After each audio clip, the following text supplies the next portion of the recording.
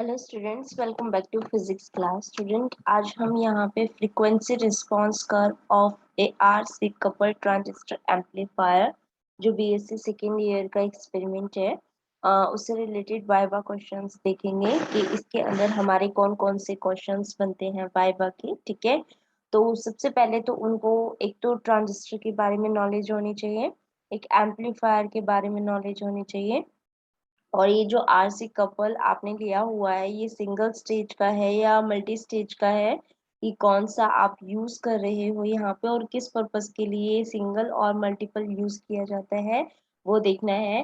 Frequency response curve आपका RC coupled transistor amplifier के लिए कैसा आता है, हमें वो चीज देखनी है। ठीक है, तो इसके लिए हम स्टार्ट करते हैं सबसे पहले तो कि इसका सर्किट डायग्राम जो हमने देखा था, हमारे जो मतलब वैसे यूज कर रहे हैं हम, जो एपरेटिस हमने लिए हैं उसके अंदर कुछ इस तरीके से ही था। ठीक है, और इसके जो कनेक्शंस वगैरह हैं आप इसके अंदर देख सकते हो, थोड़ा सा इस तरीके से था, थोड़ा सा ये अलग है आपका जो हमने एक्सपेरिमेंट परफॉर्म किया है उससे। वहाँ ये वाले ट्रांजिस्टर नहीं थे बस, ठीक है, और यहाँ ये इंटरनल रेजिस्टेंस के कनेक्शन नहीं थे। सिंपल क्या था आपका, ये जो हमने फ्रीक्वेंसी जो हमने यहाँ पे ये जो चेंज दिखा रही थी ये था इनपुट वोल्टेज के लिए था, आउटपुट वोल्टेज के लिए था, और यही कनेक्शन थे कि ये जो सोर्स है आपने क्या किया था, एक तो अपने इनपुट की तरफ दिया था दोनों जो आपकी वोल्टेज है इनपुट वोल्टेज वहां, और एक आपने किसको दिया था, आपने इस सर्किट को वो करने के लिए तो इसका इसके साथ कनेक्ट कर दिया था, इसको इसके साथ कनेक्ट कर दिया था, ये इंटरनली कनेक्ट है आपने। और यहाँ से हमने फीडबैक दी थी, राइट बेटा। तो फीडबैक देने के बाद यहाँ से आपकी एक आउटपुट को हमने इसके साथ, क्योंकि ये हाँ ये क्या दिखा रहा है आपका फाइनल वोल्टेज दिखा रहा है, यानी कि आउटपुट हम यहीं से ही लेंगे। तो एक को हमने यहाँ से कनेक्ट कर दिया इनपुट को इनपुट से, यानी कि पॉजिटिव टर्मिनल को पॉजिटिव टर्मिनल से और नेगेटिव को नेगेटिव से। ठीक है, तो इस तरीके से हमारा ये सर्किट कंप्लीट हो गया था, और हमने वहां पे अपना कर्व देखा था कि जैसे ही हम इसको प्रेस कर रहे थे, जैसे ये 10 का मल्टीप्लायर है, फिर 100 का मल्टीप्लायर है, 1000 का मल्टीप्लायर है, इस तरीके से हमने इसकी वैल्यू को नोट किया था, ये सारी इस नॉब को रोटेट करते हुए। तो यहाँ पे हमारे पास जो फ्रीक्वेंसी रिस्पांस कर्व आ रहा था वो हमारा कुछ इस तरीके से आ रहा था कि पहले तो ये इंक्रीज कर रहा था, फिर ये कांस्टेंट आ रहा था पर्टिकुलर वोल्टेज के उसमें, और मतलब उसमें फ्रीक्वेंसी के उसपे, और फिर बाद में जैसे हम फ्रीक्वेंसी को और इंक्रीज करते गए फिर ये हमारी क्या होने लग गई थी, यहाँ से डिक्रीज होने लग गई थी। ऐसे ही हमने फ्रीक्वेंसी रिस्पांस कर्व देखा था ना इसका, कि फ्रीक्वेंसी पहले इंक्रीज करने पे ये इंक्रीज कर रहा है, और इंक्रीज करने पे कांस्टेंट आ रहा है, और इंक्रीज करने पे ये फिर से डिक्रीज कर रहा था। अब सबसे पहले बात तो ये है कि आप इसके अंदर कौन सा ट्रांजिस्टर यूज कर रहे हो। ठीक है, जो इसके अंदर ट्रांजिस्टर हम यूज कर रहे हैं वो कॉमन एमीटर का कर रहे हैं, बेस्ट आपकी एम्पलीफिकेशन कॉमन एमीटर की होती है, तो यहाँ पे हमने कॉमन एमीटर ही यूज किया है। अब आपसे ये क्वेश्चन पूछा जाएगा कि एम्पलीफायर ही क्या होता है। ठीक है, तो एक एम्पलीफायर एक ऐसा डिवाइस है जो इसके इनपुट सिग्नल जो वीक सिग्नल्स होते हैं उनको एम्पलीफाई करते हैं, स्ट्रॉन्ग सिग्नल के अंदर आउटपुट प्रोड्यूस करते हैं। ठीक है, फिर इसके अंदर ये आएगा कि सिंगल स्टेज मल्टीप्लायर और मतलब मल्टी सिंगल स्टेज और मल्टी स्टेज एम्पलीफायर क्या है। ठीक है, यानी कि एक ट्रांजिस्टर सिंगल अगर है वहां पे तो वो सिंगल स्टेज एम्पलीफायर ही होगा। ठीक है, अगर दो हो रहे हैं या तीन हो रहे हैं उनको क्या बोलते हैं, मल्टी स्टेज एम्पलीफायर बोलते हैं। अब ये कहता है कि सिंगल स्टेज जब था तो मल्टीपल क्यों यूज किया, क्योंकि जब हम गेन निकाल रहे थे तो सिंगल स्टेज के अंदर गेन निकालने के लिए जैसे हम उसको और इंक्रीज करते जा रहे थे तो बैंडविड्थ अपनी डिक्रीज डिक्रीज डिक्रीज ही होती जा रही थी, और सुटेबल हमें वोल्टेज गेन या जो भी हम करंट गेन निकालना चाह रहे थे वो हम नहीं निकाल पाए थे। ठीक है, तो इसीलिए हम क्या करते हैं, हम मल्टी स्टेज का यूज करते हैं। ठीक है, मल्टी स्टेज का इसके अंदर यूज करते हैं, और वो किस तरीके से यूज किया जाएगा, वो इस तरीके से कि एक जो आपने जैसे यहाँ पे एक ये सिंगल स्टेज है, और जैसे ही मैंने एक और ट्रांजिस्टर ऐड कर दिया तो ये क्या हो गया, मल्टी स्टेज हो गया। ठीक है, तो यहाँ क्या हुआ कि इसकी एक की जो आपकी आउटपुट है ट्रांजिस्टर की उसको मैंने दूसरे ट्रांजिस्टर के आपके इनपुट दे दी थ्रू एक कैपेसिटर, यहाँ एक कैपेसिटर लगा होता है और फिर बाद में जैसे ये वाला कैपेसिटर और फिर बाद में इसकी फीडबैक इसको दे दी। अब ये जो कैपेसिटर है ये क्या काम कर, ये इसका नाम क्या हो जाएगा अब, क्योंकि ये क्या कर रहा है इसके अंदर इन दोनों को कपल करवा रहा है और फिर यहाँ लगा हुआ है, तो इसको बोलते हैं हम बेटा कपलिंग कैपेसिटर। क्या बोलते हैं? Coupling capacitor.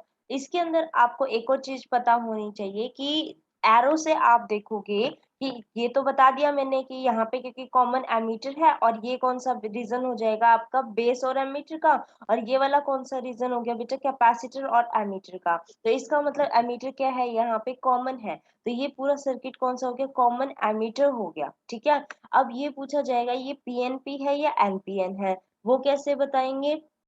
वो हम ऐसे बताएंगे इस एरो के थ्रू। ठीक है, कैसे बताएंगे? इस एरो के थ्रू। अगर ये एरो आपका एमिटर के साइड में है तो यानी कि सारे के सारे फ्लो आपके इलेक्ट्रॉन्स वहीं के उसमें हो रहे हैं, तो यानी कि ये एमिटर क्या है? रीजन आपका एन है।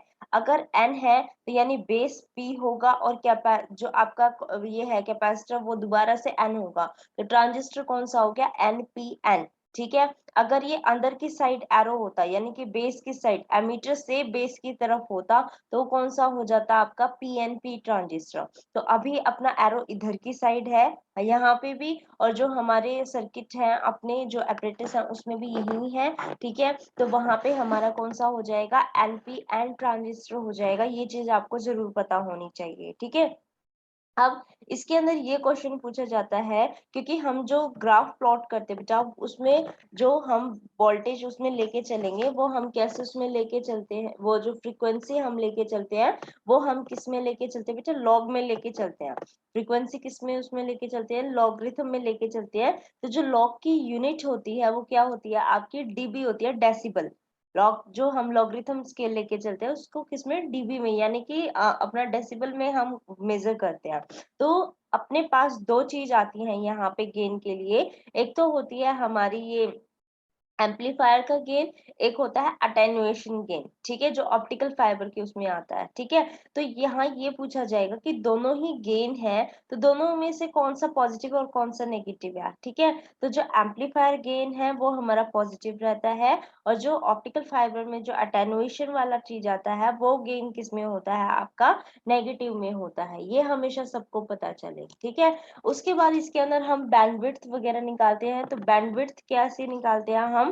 यहाँ से एक पर्टिकुलर वोल्टेज के उस पे उसकी 1/√2 टाइम्स यानी कि 0.707 से मल्टीप्लाई कर देंगे आपके मैक्सिमम वोल्टेज को।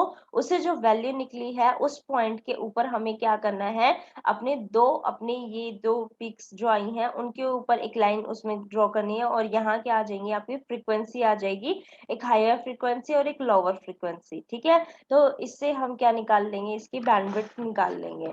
अब यहाँ से ये क्वेश्चन आता है कि जो आपका वोल्टेज एम्पलीफायर है या फिर वोल्टेज गेन, क्योंकि आप ये कह रहे हो ना कि आप फ्रीक्वेंसी रिस्पॉन्स कर्व देख रहे हो किसके थ्रू? आपके फ्रीक्वेंसी और एक साइड किसके? उसमें आपकी वोल्टेज गेन के लिए। ठीक है, तो वोल्टेज गेन या वोल्टेज एम्पलीफायर से आप क्या समझते हो? तो वहां ये समझते हैं कि हम output voltage to the input voltage का जो रेशियो होता है वही एक्चुअली में क्या है? हमारा वोल्टेज गेन है। ठीक है, हम इसके अंदर क्या कर रहे थे? एक पर्टिकुलर वोल्टेज के ऊपर, क्योंकि इनपुट तो मैं ही दे रही हूँ तो इनपुट इस नॉब से आप सेट कर देंगे, तो इस नॉब से सेट करेंगे तो एक पर्टिकुलर वोल्टेज इस पे सेट कर देंगे और जो यहाँ से आता जाएगा वो अपना वी आउटपुट आ जाएगा। तो वोल्टेज गेन कैसे निकालेंगे हम? फ्रीक्वेंसी तो नोट करते ही जा रहे हैं, इतनी उसमें आ रही है, तो वोल्टेज गेन कैसे हो जाएगा? We output by we input करके। ठीक है, इस तरीके से हम कर देंगे। अब ये कहता है कि आपने मल्टीमीटर का यूज क्यों किया आउटपुट वोल्टेज के लिए? ठीक है, वो इसलिए ताकि जो हमारी एक्यूरेसी है वो अच्छी आ जाए, इसलिए उसमें करते हैं। ठीक है, फिर इसके अंदर ये आता है कि और क्वेश्चन क्या बन सकते हैं इसके अंदर? और क्वेश्चन इसके अंदर ये बन सकता है कि आप बायस एक ट्रांजिस्टर की बाइसिंग से क्या समझते हो? ठीक है, बाइस ट्रांजिस्टर से क्या समझते हो? तो आप ये कहोगे इसके अंदर कि डिजायर्ड मतलब जो आपको करेक्टरिस्टिक चाहिए उसकी ट्रांजिस्टर की, उसको ऑपरेट करने के लिए, ठीक है। Operate the transistor in the desired region of its characteristic, हम क्या यूज करते हैं, हमें क्या करना पड़ता है, ट्रांजिस्टर को बायस करना पड़ता है, ठीक है। फिर उसके बाद इसके अंदर आता है आपके पास कि बायस स्टेबलाइजेशन क्या होता है, ठीक है। तो आप क्या कहोगे कि एक ऐसा मेथड जिसके अंदर सर्किट अपने आप को मेंटेन करे पर्टिकुलर ऑपरेटिंग पॉइंट के ऊपर, ठीक है, उसको स्टेबल करने के लिए। मेन स्टेबलाइजेशन मतलब स्टेबल करने के लिए आपने जैसे फर्स्ट ईयर के अंदर सेकंड सेमेस्टर में पढ़ा होगा कि वहां पे क्यू पॉइंट्स आते हैं, ठीक है, लॉर्ड लाइन के ऊपर क्यू पॉइंट्स आते हैं। तो एक्चुअली में क्या करता है कि हम जो ये दूसरा सर्किट लेके चल रहे हैं, या अगर मान लो कोई सर्किट ट्रांजिस्टर आपका खराब हो गया, उसको रिप्लेस करते हैं, तो कई कई बारी क्या होता है, हमारे क्यू पॉइंट्स आपके चेंज हो जाते हैं। लेकिन एक अच्छा ट्रांजिस्टर, एक अच्छा सर्किट वही होता है जो अपने लॉर्ड लाइन को, चाहे आप कुछ भी इसके अंदर करो, वो सर्किट जो है वो वैसे ही क्यू पॉइंट उसके ऊपर शो करे, ठीक है। तो यानी कि एक ऐसा सर्किट हम ऐसा बनाएं जो मेंटेन करके रखे अपने आप को एक पर्टिकुलर क्यू पॉइंट के ऊपर। उसके लिए हम क्या करते हैं, बायस स्टेबलाइजेशन करते हैं। समझ में आया? ठीक है, वहां पे भी मैंने फर्स्ट ईयर में भी आपने ये चीज पढ़ी होगी ना कि ये क्या चीज होती है। अब इसके अंदर ये आता है कि डिसएडवांटेजेस क्या है आपकी इस एम्पलीफायर की। तो क्या क्या डिसएडवांटेजेस बोल सकते हो कि जो लो वोल्टेज गेन है आपका ड्यू टू लॉडिंग इफेक्ट, ये इसमें आता है। Output become noisy after the long use.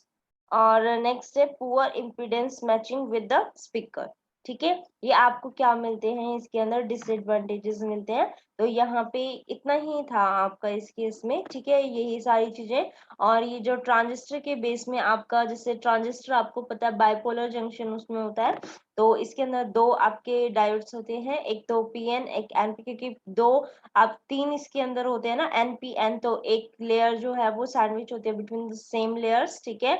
अगर पीएनपी है तो एन सैंडविच है, एनपीएन है तो पी सैंडविच है, ठीक है, इस तरीके से बोलते हैं इसको। और इसके अंदर अगर ये सेमीकंडक्टर है तो सेमीकंडक्टर से रिलेटेड चीजें आपको पता होनी चाहिए कि कंडक्टिविटी किसकी ज्यादा होती है, कंडक्टर्स की ज्यादा होती है, सेमीकंडक्टर की होती है या इंसुलेटर की। तो बेटा कंडक्टर की जो कंडक्टिविटी है वो सबसे ज्यादा होती है। फिर ये पूछा जाता है कि मेटल और सेमीकंडक्टर्स में से अगर टेम्परेचर राइज कर दे तो किसकी कंडक्टिविटी इंक्रीज कर दे। तो सेमीकंडक्टर की जो कंडक्टिविटी है वो टेम्परेचर के राइज करने से इंक्रीज करती है, क्योंकि इसके अंदर हम इम्प्योरिटी टॉपिंग करते हैं। और जो हमारी मेटल की कंडक्टिविटी है वो टेम्परेचर रेज के साथ वो डिक्रीज करती रहती है, ठीक है। तो ये कॉन्सेप्ट भी आपको पता होना चाहिए। रेजिस्टेंस जो होता है किसी भी उसमें, तो रेजिस्टेंस हमारा डायरेक्टली प्रोपोर्शनल होता है लेंथ ऑफ द वायर के, और इनवर्सली प्रोपोर्शनल होता है हमारा एरिया ऑफ क्रॉस सेक्शन के, ये भी आपको पता होना चाहिए। और इसके अंदर जो क्वेश्चंस बनते हैं इसके, वो ट्रांजिस्टर बेस पे ये है कि ट्रांजिस्टर के अंदर आपके तीन बेस होते हैं, वो होते हैं तीन पार्ट्स होते हैं, एक एमीटर होता है, कलेक्टर होता है और एक बेस होता है। तो क्वेश्चन ये पुटअप होता है कि बेस आपका थिन क्यों किया जाता है उसमें, ठीक है। हम यही कहते हैं ना, सबसे बड़ा अपना एमीटर होता है, फिर बेस बिल्कुल थिन होता है, और इन दोनों का मॉडरेट यानी कि एमीटर और बेस का मॉडरेट बीच का हिस्सा हम कैसा लेते हैं, कलेक्टर का लेके चलते हैं, ठीक है। तो वो बेस आपका थिन क्यों होता है, ये इसके अंदर क्वेश्चन होता है। वो इसलिए क्योंकि एमीटर्स जो है वो अपोजिट उसका है और बेस अपना अपोजिट उसका है, ठीक है।